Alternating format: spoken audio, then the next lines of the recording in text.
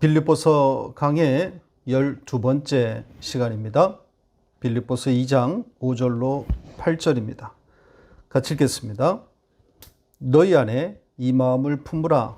곧 그리스도 예수의 마음이니 그는 근본 하나님의 본체시나 하나님과 동등됨을 취할 것으로 여기지 아니하시고 오히려 자기를 비워 종의 형체를 가지사 사람들과 같이 되셨고 사람의 모양으로 나타나사 자기를 낮추시고 죽기까지 복종하셨으니 곧 십자가에 죽으심이라.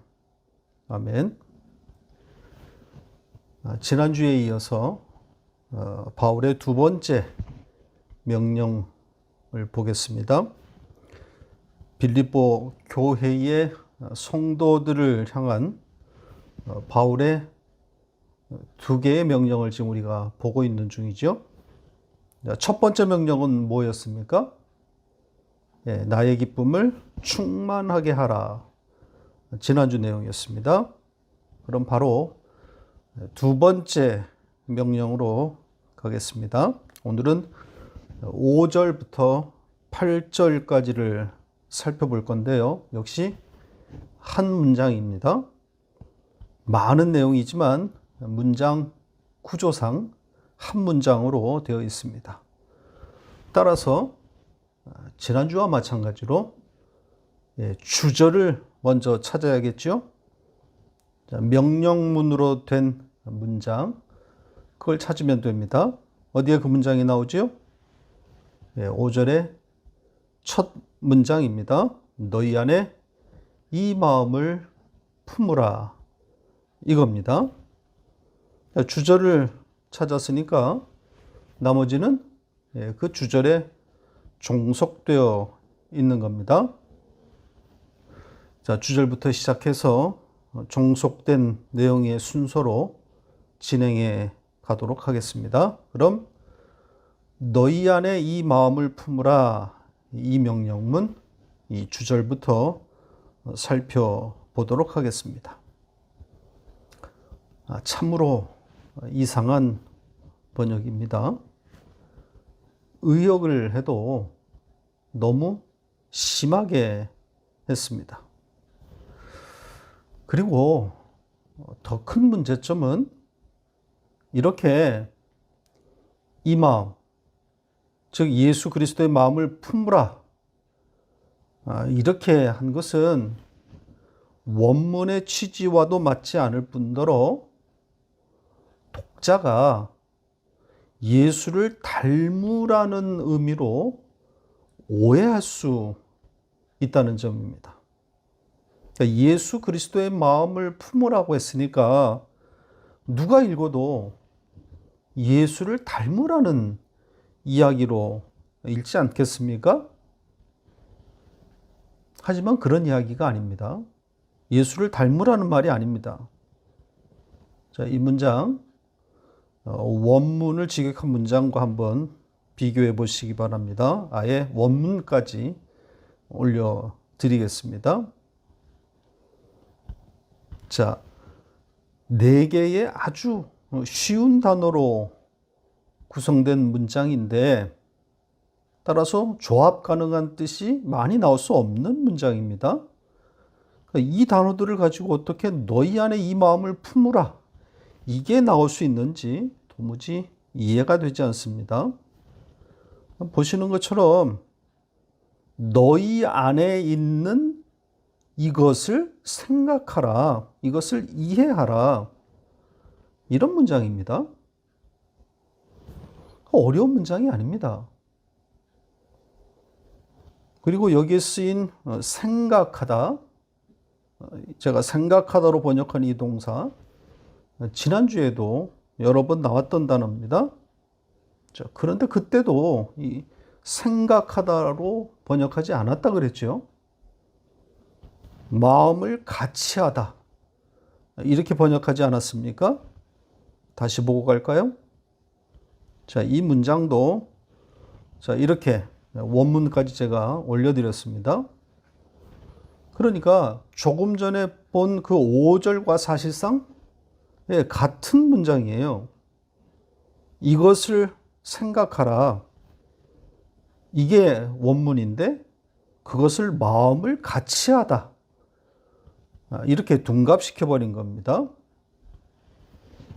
자, 이 문장, 이 단어가 등장하는 다른 문장을 하나 더 보겠습니다. 로마서 12장 3절 같이 읽겠습니다. 내게 주신 은혜로 말미암아 너희 각 사람에게 말하노니 마땅히 생각할 그 이상의 생각을 품지 말고 오직 하나님께서 각 사람에게 나누어 주신 믿음의 분량대로 지혜롭게 생각하라. 자, 이 문장에 보시는 것처럼 두 번 이 동사가 등장했는데 전부 생각하다로 번역되지 않았습니까? 예, 생각하다가 맞습니다. 그러니까 너희 안에 이 마음을 품으라. 이게 아니라 너희 안에 있는 이것을 생각하라. 이겁니다. 자, 그러면 이것, 너희 안에 있는 이것을 찾아야 되겠죠? 이것이 뭐겠습니까? 예, 어렵지 않습니다. 지난주에도 우리가 봤던 이미 무엇인지 확인한 바로 그 단어입니다. 뭐였죠? 이것, 바울 안에 있는 그 기쁨. 바로 그 기쁨입니다. 그 기쁨을 지금 생각하라는 거예요. 너희 안에 있는 이것을 생각하라. 이 기쁨을 생각하라. 그러니까 바울에게도 있고 빌립보 교회 성도들에게도 있는 그 기쁨. 자, 이 기쁨은 어디로부터 나오는 기쁨이라고 그랬습니까? 이것도 지난주에 확인해 드렸죠. 빌립보서 1장 27절에서 확인된 것처럼 예, 그 믿음으로부터 나오는 기쁨이라고 그랬습니다. 그러니까 그분의 믿음, 하나님의 아들 예수 그리스도의 믿음이 가져오는 기쁨인 거죠. 그러니까 예수 그리스도의 믿음이 우리에게 주신, 그래서 여러분에게도 있는 바로 그 기쁨입니다. 그걸 생각하라는 거예요. 그런데 언제부턴가 내 기억 속에서 사라져버린 그 기쁨. 교회 싸움하느라 잃어버렸던 그 기쁨. 역시 회복을 요구하고 있는 겁니다. 자, 요 정도 하고 다음 문장으로 넘어가겠습니다. 자, 이제부터는 종속된 문장들을 살펴볼 차례입니다. 한 문장씩 보면서 그 뜻과 그리고 연결되어 있는 구조 등을 설명드리겠습니다. 첫 번째 내용은 5절에 바로 그 명령에 이어진 문장입니다. 곧 그리스도 예수의 마음이니 이렇게 되어 있죠. 그러니까 앞문장 이 주절에 마음을 품으라, 이 마음을 품으라 이렇게 번역했기 때문에 어쩔 수 없이 또 마음이 등장한 겁니다. 그러니까 오역에다가 오역이 꼬리를 물고 있는 이런 형국인 거죠. 원문에도 없는 마음이란 단어를 또 등장시켰단 말이죠. 앞에서 말한 그 품어야 할 마음, 그게 그리스도 예수의 마음이라는 거예요. 이렇게 끌고 가면서 결국 그 품어야 할 그리스도의 마음이 뭐라는 거겠어요? 낮은 마음. 예수 그리스도의 그 낮아진 마음. 그래서 결국은 겸손하라는 교훈이 되고 마는 겁니다. 예수님처럼 낮아지자는 그런 이야기가 되는 겁니다. 성경이 이렇게 왜곡되어 가는 겁니다. 성경이 말하려고 한 것은 하나도 전달하지 못하고 의미 없는 교훈만 덩그러니 남게 되는 그런 거란 말이죠. 겸손하라, 낮아져라, 도덕적 교훈만 남는 거예요. 어느 종교에서나 만날 수 있는 같은 교훈이 되는 거란 말이죠. 정말 심각한 문제 아닙니까? 자, 이 문장 역시 원문과 비교해 보시기 바랍니다. 보시다시피 어려운 문장이 아닙니다. 앞에 주절의 이것을 설명하고 있는 내용이란 말이죠. 너희 안에 있는 이것을 지금 고스란히 받고 있는 거예요.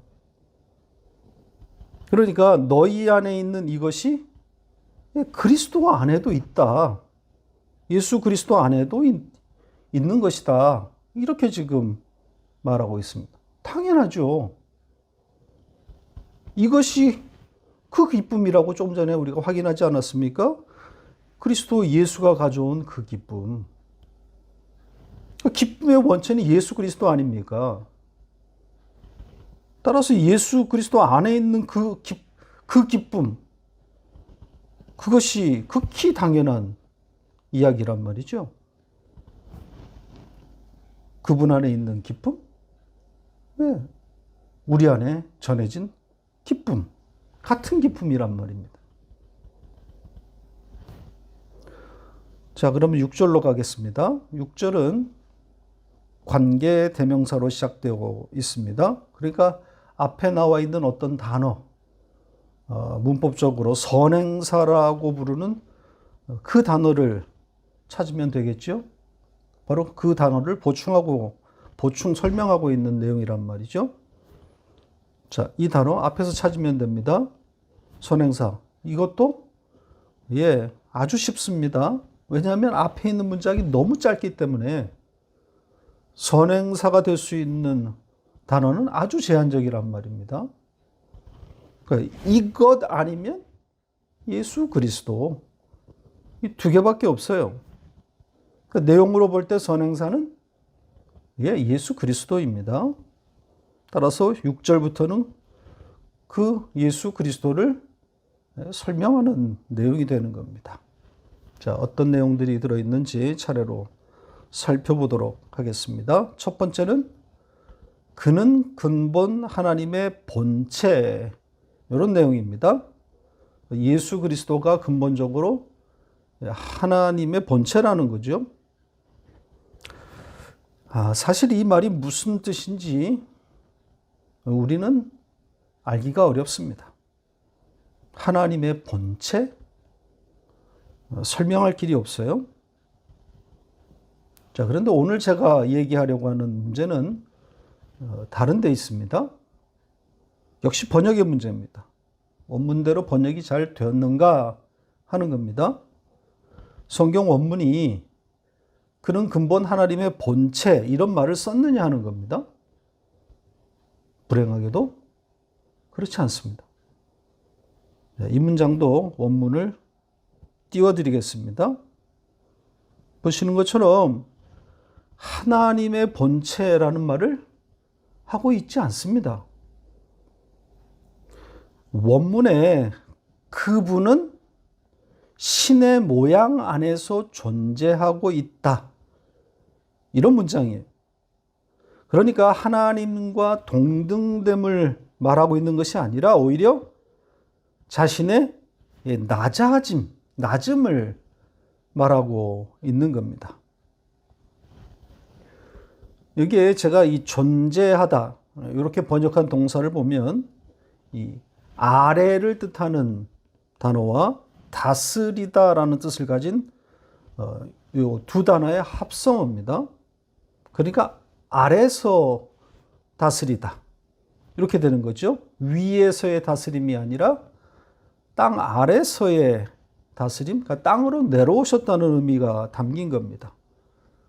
그래서 하나님이 아니라 신이라는 단어를 사용한 겁니다. 우리에게도 붙여진 바로 그 그 같은 단어를 사용했습니다. 다음 문장들에게서 확인이 되겠지만 전부 예수 그리스도의 낮아지심을 지금 말하고 있는 거예요. 두 번째 내용을 보겠습니다. 6절에 바로 이어진 문장입니다. 뭐라고 되어 있습니까? 하나님과 동등됨을 취할 것으로 여기지 아니하시고입니다. 그렇죠? 네, 앞의 내용과 맥을 같이 하지 않습니까? 하나님과 동등하다. 하나님과 동일하다. 이런 말이거든요. 하나님과 동일하지 않다. 여기 이 동일하지 않다, 동등하지 않다. 이거는 그분의 본질, 그분의 본성을 담고 있는 그런 표현이 아닙니다. 여기서는 단지 그의 낮아지심을 지금 말하려고 하는 거예요. 요한복음 1장 1절을 들먹이면서 충돌이다, 모순이다, 이렇게 볼 내용이 아니란 말이죠. 철저히 그의 사람 되심, 죄인 되심을 말하려고 한 겁니다. 다음 이어진 문장이 더욱 구체적으로 밝히고 있습니다. 7절로 갑니다. 세 가지 내용이 등장합니다. 자기를 비웠다, 종의 형체를 가졌다, 사람들과 같이 되셨다. 이 세 가지입니다. 짧은 문장이지만 주절과 종속된 두 개의 분사 구문으로 구성된 문장입니다. 여기에 이제 주절의 주 동사는 비웠답니다. 따라서 나머지 두 동사는 동사 구문, 분사 구문인 거죠. 비웠다에 종속된 내용이란 말입니다. 그러니까 종의 형체를 가짐으로써 또 사람들과 같이 되심으로 자기를 비웠다. 이렇게 연결되어 있는 겁니다. 종의 형체, 사람들과 같이 되심. 전부 그의 죄인 되심을 담고 있는 표현들입니다. 종은 노예라는 것이고, 사람들은 그야말로 사람, 아담이란 말이죠. 죄인이라는 의미입니다. 자, 그걸 이 비웠다라는 이 단어에 담은 겁니다. 아무것도 아님, 가치 없음, 이런 의미인 거죠. 그러니까 선악과를 따먹은, 그래서 죽어야 할 그 아담, 그 사람을 담고 있는 겁니다. 따라서 다음 내용은 어떤 내용이 나와야겠습니까? 비웠으니까, 가치 없으니까, 죄인이니까 당연히 죽어야 하는 것 아니겠습니까? 죄의 결국은 사망이란 말입니다. 죄인은 죽어야 되는 거예요. 그래서 십자가의 죽음이 등장하는 겁니다. 그러니까 바울의 이 논리적 전개가 정말 돋보이는 문장입니다. 모두 같은 이야기를 하고 있는 건데요. 처음에는 좀 추상적이고 모호한 표현에서부터 시작해서 점점 뚜렷한, 선명해지고 있는 그런 구조란 말이죠. 그러니까 예수 그리스도의 낮아지심, 그의 죄인 되심을 이렇게 다양한 표현 방식을, 표현 양식을 써서 십자가로 결론을 맺고 있단 말이죠. 자, 이제 가장 또렷한 표현인 8절로 가겠습니다. 자, 이 문장도 역시 주절과 두 개의 분사 구문으로 구성되어 있습니다. 자, 주절의 이 동사, 주동사는 낮추다입니다. 그러니까 그는 자기 자신을 낮추었다. 이게 주절입니다. 그리고 이 주절에 두 개의 분사 구문, 동사가 이끄는 두 개의 분사 구문이 붙어 있단 말이죠. 하나는 사람의 모양으로 나타났다. 이것이고, 또 하나는 죽음에까지 복종하셨다. 이렇습니다. 그러니까 연결해 보면 사람의 모양으로 나타나심으로, 그리고 죽음에까지 복종하심으로 자기 자신을 낮추었다. 이렇게 되는 거죠. 그러니까 낮추심, 낮아지심에 대한 구체적인 그런 설명을 담고 있는 겁니다. 따라서 겸손함, 겸손한 마음, 이런 이야기를 하고 있는 게 아니란 말이죠. 그러니까 예수의 이 마음, 이 겸손한 마음을 품으라, 이런 이야기가 아니란 말입니다. 겸손하라는 이야기가 아니라 사람의 모양으로 와서 죽으심에 복종한 그 십자가를 말하고 있는 겁니다. 그걸 생각하라는 거예요. 자, 여기에 등장한 이 두 분사 구문, 이것을 조금 더 살펴보고 그 뜻을 좀 더 살펴본 후에 오늘 설교를 마무리하도록 하겠습니다. 자, 그리스도의 이 낮아지심에 대한 보충 혹은 구체적인 내용이라 그랬죠. 이 두 표현. 첫째는 뭐라고 했습니까? 사람의 모양으로 나타나셨다. 이렇게 되어 있는 문장입니다. 원문대로 직역하면 외형에 있어서 사람처럼 발견되어졌다. 요겁니다.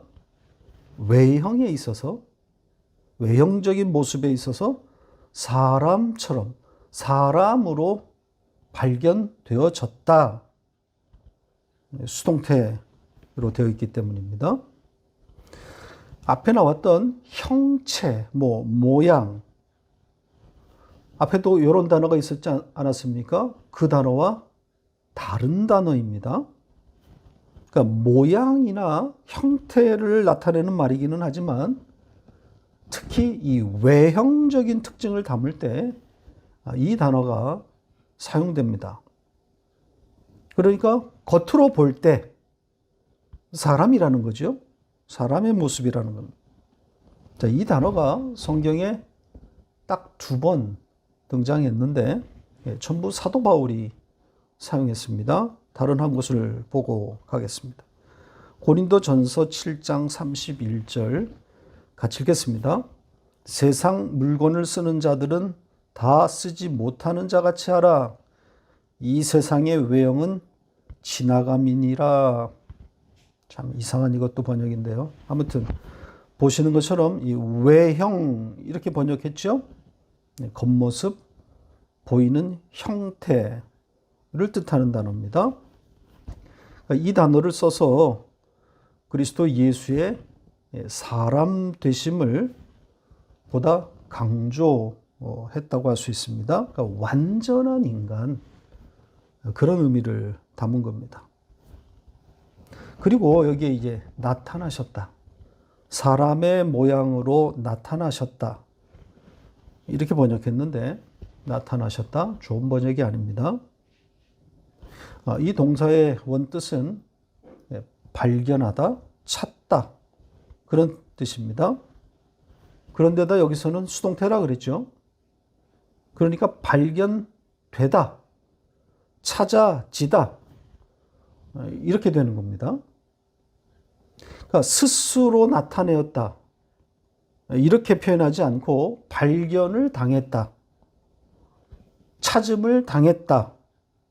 이렇게 표현한 것. 그리고 어떤 의도를 담아놓은 거겠어요? 그러니까 자신의 사람됨을 그리스도 예수가 스스로 밝힌 것이 아니라 주변의 사람들에 의해서 사람인 것으로 밝혀졌다. 그렇게 발견되어졌다.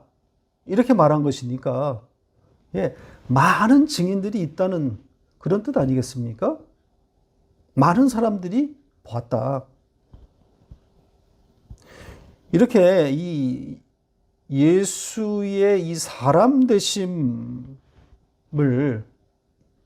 주변의 사람들을 이 증인들을 등장시키는 것은 아마도 이 인간 되심, 사람 되심, 인성을 부정하는 자들을 염두에 두고 의도적으로 이 표현을 쓴 것이 아닌가 싶습니다. 예수의 그 인성을, 사람 되심을 부정하는 이 영지주의자들, 이들이 이미 각 교회에 들어와 있는 상황이란 말이죠. 자, 요한일서 4장 1절로 3절입니다. 같이 읽겠습니다.